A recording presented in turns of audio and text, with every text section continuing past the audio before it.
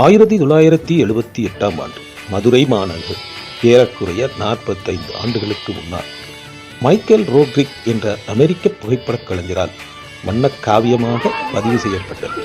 அன்றைய பேருந்துகள், மக்களின் உடைகள், கலாச்சாரம் இவைகளை மிக அழகாக பதிவு செய்திருக்கிறார்.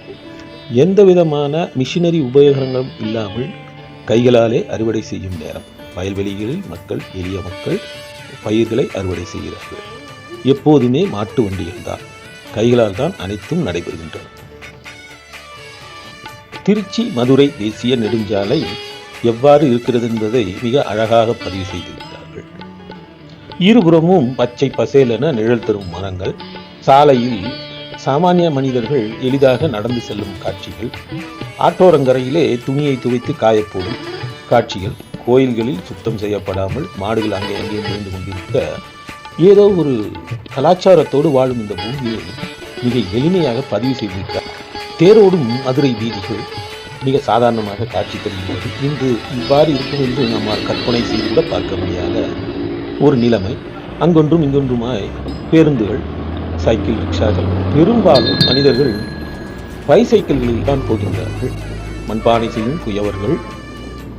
அப்போதுதான் வளர்ந்து வரும் நகர கட்டமைப்பு, லாரிகளின் தோற்றம், மெல்ல மெல்ல மெல்ல நாகரிகத்தின் வாசலை தொடும் மனிதர் கூட்டம், கடைத்தெருகளில் சாவகாசமாக நடந்து செல்லக்கூடிய எளிய மனிதரின் தோற்றங்கள். எங்கே செல்ல வேண்டுமெனாலும் மிதிவண்டியும் நடைபயணமும் தான் நிச்சயம்.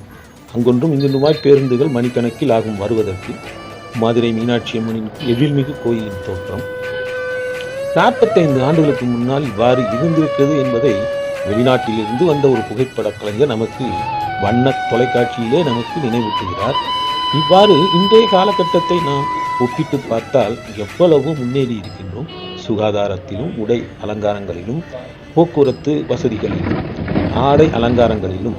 மதுரை மீனாட்சி அம்மன் தெப்பக்கோவில், பொற்றாமரை குளம் என்று அழைக்கப்பட்ட அந்த தெப்பக்குளமும் இங்கே காட்சிப்படுத்தப்பட்டிருக்கின்றது. நம்முடைய நாகரிகத்தையும் கலாச்சாரத்தையும் வெளிநாட்டினவர் தான் போற்றி போற்றி பாதுகாத்து வருகின்றார்கள். இதன் மூலம் நாம் அந்த காலகட்டத்தில் மனிதர்கள் எவ்வாறு இருந்தார்கள் என்பதை வெகு எளிதாக அறிய முடியும். இதை அவர் படைத்திருக்கிறார். 45 ஆண்டுகளுக்கு முன்னால் இந்த எளிய மக்கள் எவ்வாறு இருக்கிறார்கள், இன்று அவர்கள் இருந்தால் எப்படி இருப்பார்கள், இந்த காட்சிகளை அவர்கள் பார்க்க நேர்ந்தால் எவ்வளவு மனது மகிழ்வார்கள் என்பது சொல்லி மாளாது. மஞ்சள் பையும் பெல்ஸ் பாட்டம் பேண்ட்டுகளும் போட்ட அந்த இளைஞர்கள் இன்று 60-70 வயதை எப்படியும் கடந்திருப்பார்கள். மதுரை நாயக்கர் மகால் அன்றுதான் புதுப்பிக்கப்பட்டு கொண்டிருக்கின்றது. வெள்ளை வர்ணம் பூசப்பட்ட நிகழ்வை இவர் படமாக்கி இருக்கிறார். மொத்தமாய் பார்க்கும்போது இவைகளிலிருந்து நமக்கு ஒன்று தெரிகிறது. இன்று ஓரளவுக்கு அனைத்தையும் சுத்தமாகவும் பார்க்கும்படியும் கலைவண்ணப்படுத்துதலும் நம்மிடம் அதிகம் உயர்ந்திருக்கின்றது. ஏனோ அந்த காலகட்டத்தில் நாம் இவைகளை சரி செய்யவே முனையவில்லை என்பதையும் இது காட்டுகிறது. இந்த தேசிய நெடுஞ்சாலை இருவழி பாதையாக மட்டுமே இருந்திருக்கிறது. அந்த கால அசோக் லைலாண்ட் பஸ்ஸுகள் எப்படி ஒரு சத்தத்தோடு மதுரையை நோக்கி சென்று கொண்டிருக்கின்றது என்பதையும் காட்டப்படுகிறது. இந்த பகுதிகளை நன்கு அறிந்தவர்களால் எளிதாக அடையாளப்படுத்தி கொள்ள முடியும். இந்த மதுரை மாநகரை, மதுரை சுற்றியுள்ள பகுதிகளை, இது இந்த இடம் இவ்வாறு இருந்தது என்பதை 45 வருடங்கள் கழித்து இதை நன்கு விவரம் தெரிந்தவர்கள் அடையாளப்படுத்திக் கொள்வது எளிது.